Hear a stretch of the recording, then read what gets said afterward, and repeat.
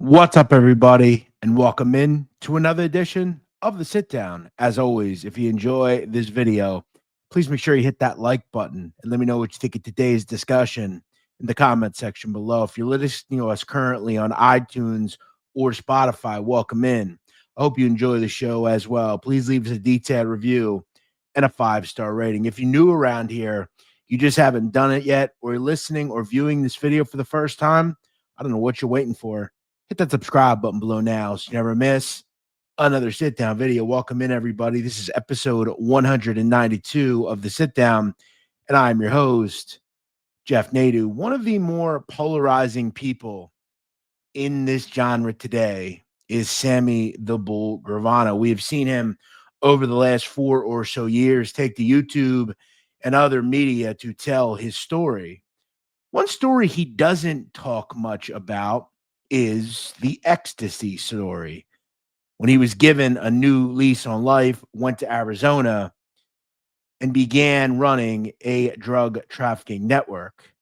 What was Sammy's goal with all this? On this show, he told me that he was just trying to protect his kids, though we would learn far more about this network involving Gravano, his wife, son, and daughter. The story of Sammy Gravano in Arizona next on the Sit Down.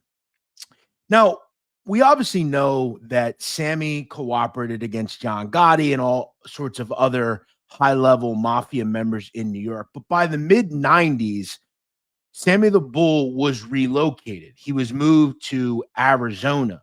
He would move to the area of Tempe, which is where Arizona State University is.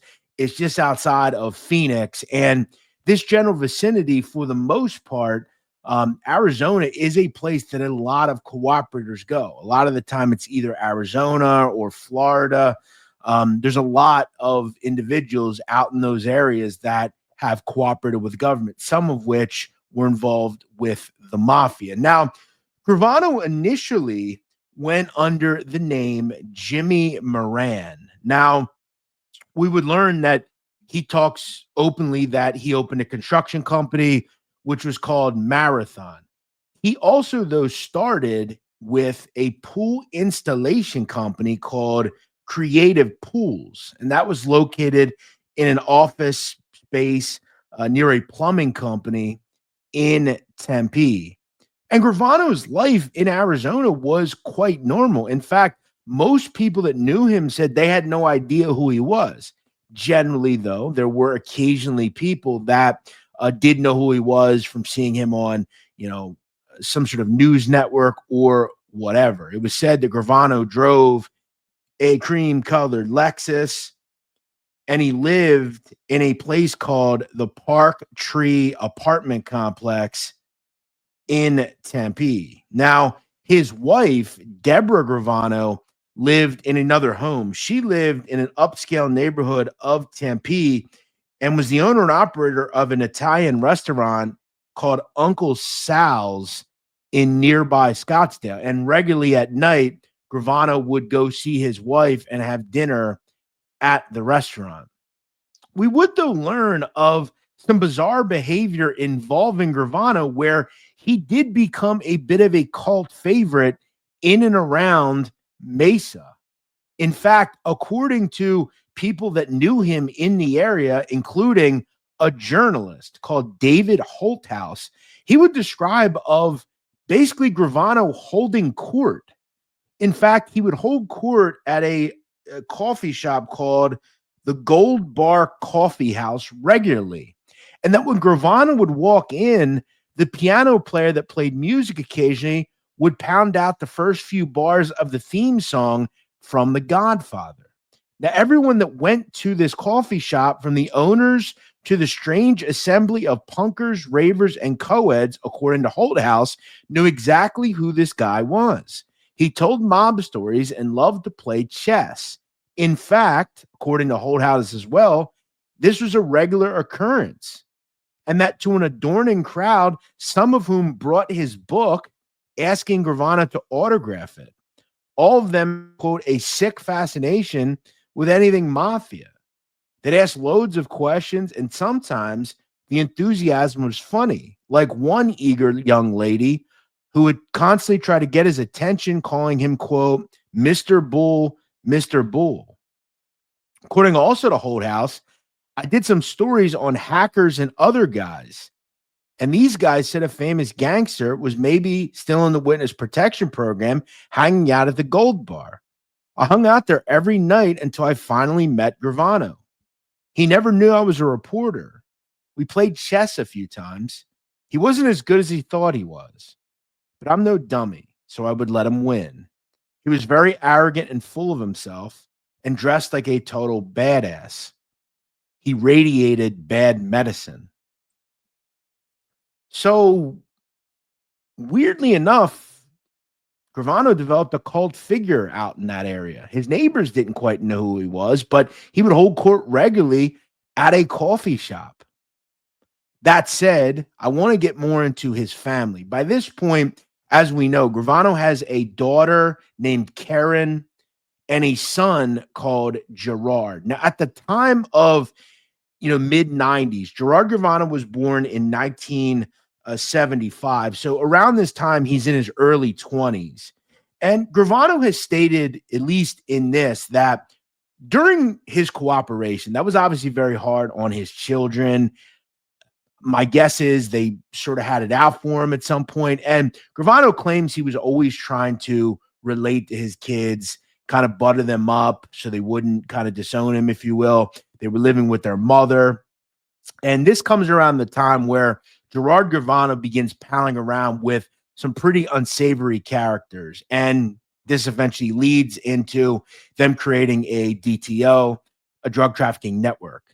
Now, Gravano eventually befriends a person called Michael Papa. And this happens by the late 90s. According to what we know about Michael Papa, he was also, like the Gravanos, a transplant from New York. His family was from Long Island, and he would graduate high school in Gilbert, Arizona, which, like all the places we're talking about, aren't far from the general Phoenix area. Now, it was said that at one point in high school in the 90s, Michael Papa was on the wrestling team. That said, he also developed a bit of a reputation as, guess what, a bully at Highland High School. Now, we would also find out that he, alongside several of his friends, created some sort of gang, if you will, a teen gang, and they were known as a fairly racist group called the Devil Dogs. Now, they would be called a white supremacist gang, and I want to delve into some of the kind of disgusting, discerning things they were doing, including Michael Papa. It was said that Papa and his friends gathered regularly at a local Taco Bell and were very known to police. Some of their disgusting behavior involves, at one point, two men were beaten while their assailants yelled anti-gay and white power slogans. This time, 3 devil dogs were convicted. They told police the assault began when they were watching a UFC competition on TV, got drunk, and, quote, went out to stomp on gay people and, quote, pussies. According to court testimony, one of the teens, a linebacker on the Highland High School football team, bragged about the beating and showed off his, quote, bloody knuckles. Now, another involvement with Papa and other members of the Devil Dogs included several members beating up a person called Jordan Jarvis. According to what we know, he had never heard of the Devil Dogs the night he and a buddy dropped off some friends at a party. After waiting outside, Jarvis went in to let one of his friends know that he and his friend were leaving. A young woman confronted him and asked him his name. Jarvis told her, and she called her boyfriend. Now, police and witnesses gave an account of what happened next. A group of young men, who we would find out were Devil Dogs, ran to Jarvis and accused him of beating a friend of theirs. Jarvis said he didn't know who they were talking about. He went back outside to his friend's open Jeep, climbed inside, and buckled his seatbelt. Approximately 50 other teenagers from the party, including Devil Dogs, surrounded the Jeep, according to witnesses. Jarvis, strapped in, unable to defend himself, was beaten, kicked, and choked. During the incident, young men yelled, quote, blank power, which again, I'm not going to say the reference, and barked the signature sound of the devil dogs barking. Now, blood seeped from Jarvis's head and nose, and when his buddy finally managed to get away, he drove Jarvis directly to the hospital. He was beaten so badly, he was unrecognizable. His mother, Sherry, and her older son passed him in the emergency room without even knowing him. And his head was so swollen for treatment that night that it required stitches, and he underwent surgery 3 times, among other things, to realign his nose, remove bone spurs at the base of his skull, and scrape calcification from his eye sockets. 5 devil dogs would plead guilty and were convicted in the beating.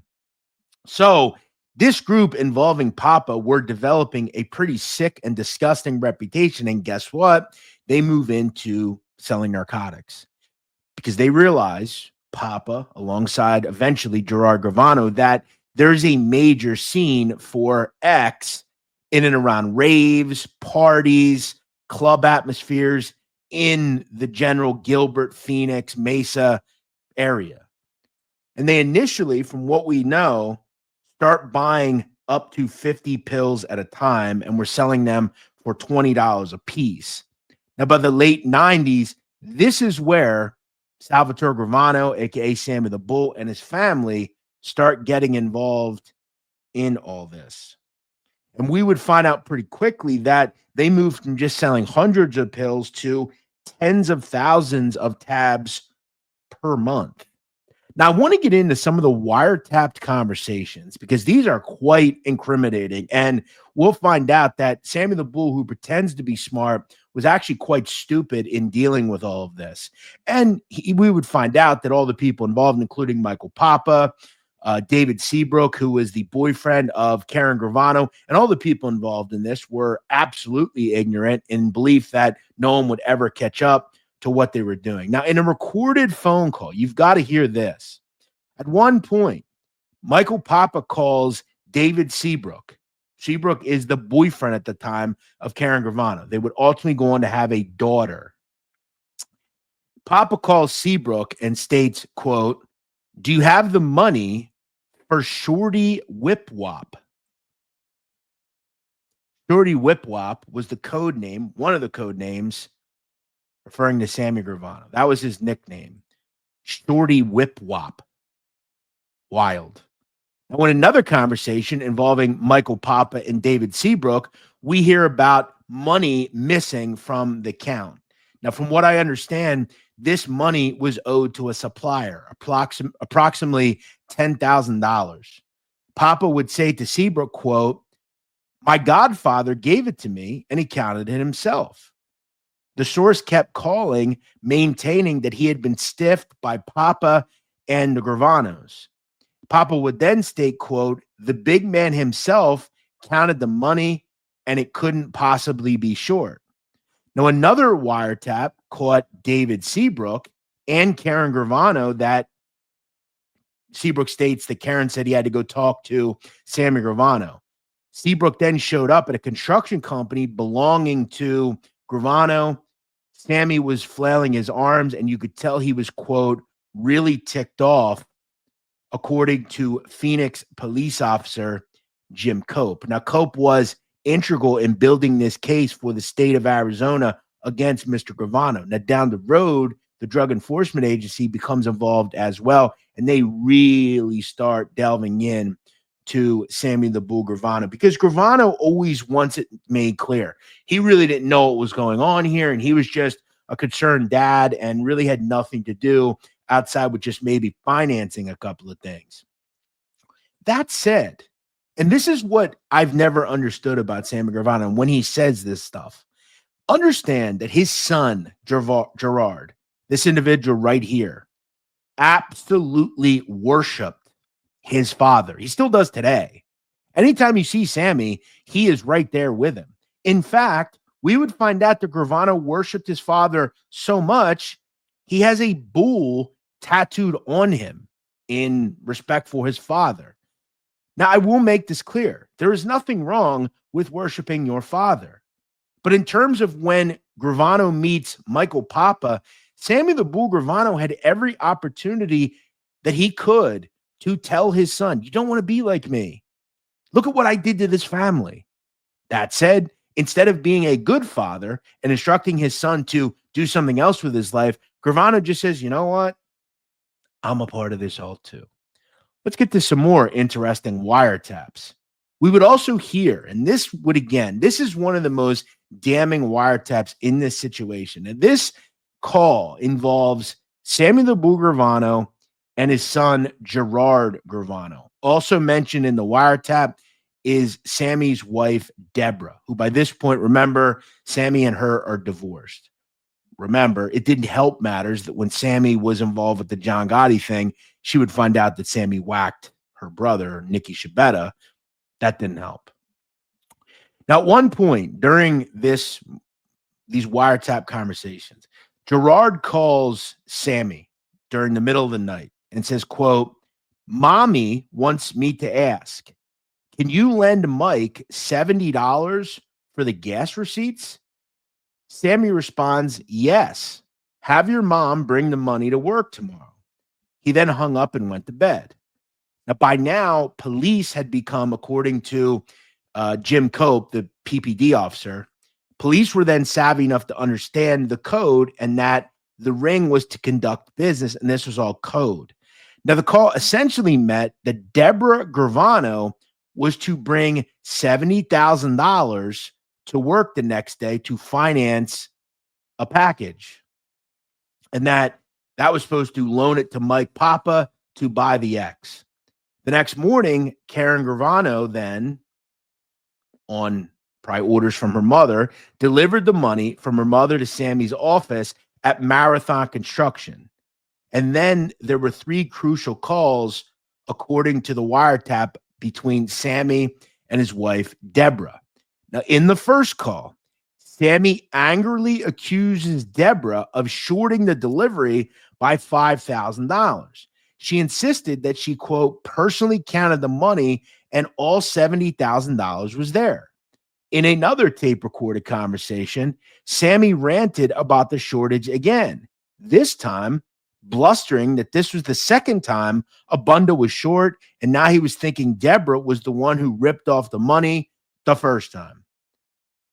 Now, again, then another call comes up, and this was more than they'd ever expected, according to police. Sammy would tie himself to the $10,000 deal out of California. Now, what we would find out, according to prosecutors and the police that were running this, is the $70,000 was never used to actually buy narcotics because the deal would fall through. And we would find out that smart Sammy Gravano would say in the third call, quote, admitting to his wife that the bundle actually wasn't short at all. He just miscounted. So this is how Sammy gets jammed up. His idiotic inability to count. He starts spouting his mouth off. You stole the money. You stole the money. In return, nobody stole anything. The deal didn't even go through. And Sammy ties himself to a conspiracy. You can't write this shit. You can't make it up. And it's funny. I'm guessing in the new documentary about this, Sammy won't tell us that.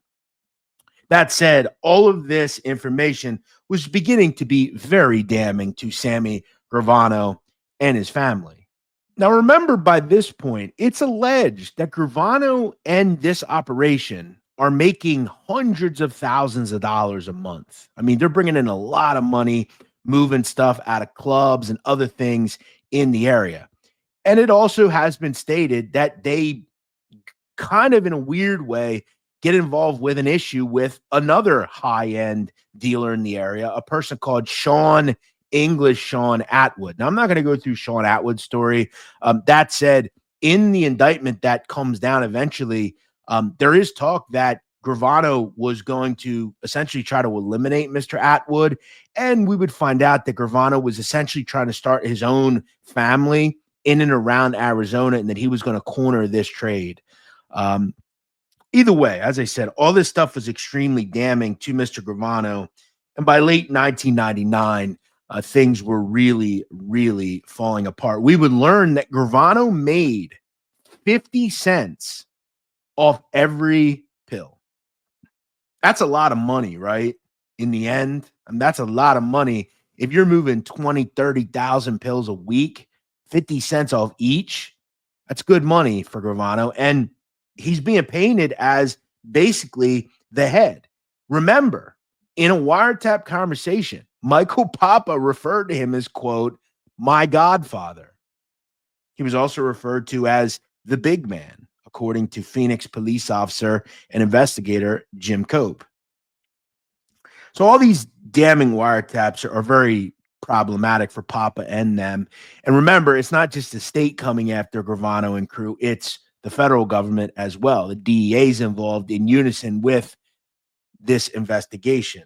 It all comes apart on February 24th, 2000. Now, keep in mind, right before the arrest of Gravano in the months leading up to it, PPD, Phoenix Police Department, was actually conducting surveillance inside the restaurant. They would say that Jim Cope, one of the officers investigating this, would literally go in and just eat dinner and just watch what was going on. And that, no one ever thought anything of it. Good old Sammy Gravano, the ultimate gangster, couldn't spot a police officer undercover eating there every night in the restaurant. And Sammy had some choice words on February 24th, 2000, when he was arrested by Mr. Cope. He basically kind of said, it's you. It was you the whole time. And Cope kind of responds that, yeah, it absolutely was. All the charges were quite bad for Gravano. They included conspiracy to commit the sale of dangerous narcotics, participating in a criminal syndicate, illegal enterprise, offer to sell or transfer dangerous narcotics, money laundering. And then the feds would kind of run concurrent indictments and will kind of override everything. We would also learn of exactly what Gravano pleads to, because eventually he pleads guilty to 10 counts. And remember, he is just off being given, basically a slap on the wrist for his involvement with the mafia in New York and was given a new lease on life. Now, in the plea deal, Gravano admitted the following, quote, I loaned money to the organization from funds which I controlled. The organization purchased pills with money that I loaned to it, and in exchange, I was paid 50 cents on every pill sold, plus repayment of the principal. In addition, I provided instructions to the members of the organization on how to avoid police detection. He then owned up to intending to buy narcotics with the 70,000 that he had, quote, miscounted. He owned up to supplying 100,000 for another deal. He would also tell that the return on the money was skimpy. He insisted that there were no multi-million-dollar ring, as police and everybody noted, and that he only made about $25,000 before he was busted. To him, this falls into, quote, what's the big deal? And that includes some of the involvement of the investigation. Now, he would also state that he admitted to blustering to renegade dealer Atwood that he owned Arizona and was planning a, quote, mafia-style operation, but said that it was really just tough talk to intimidate Mr. Atwood. Now, remember, he is and was given a slap on the wrist in the mafia stuff, so it was probably possible that they were going to hit him pretty hard in this. And Gravano, as usual, makes excuses as to why he did this stuff. According to Sammy, he would state that he mainly did this because he was trying to basically be a father to his son, right? And that, he did it to guide him and to stay on good terms with Gerard Gravano. And that instead of teaching his son that he probably shouldn't be involved with dangerous narcotics and selling them and making tens of thousands of dollars, maybe that he should just listen to him and he'll instruct him on how to do everything. Sammy Gravano is a lot of things. He's also a horrible father,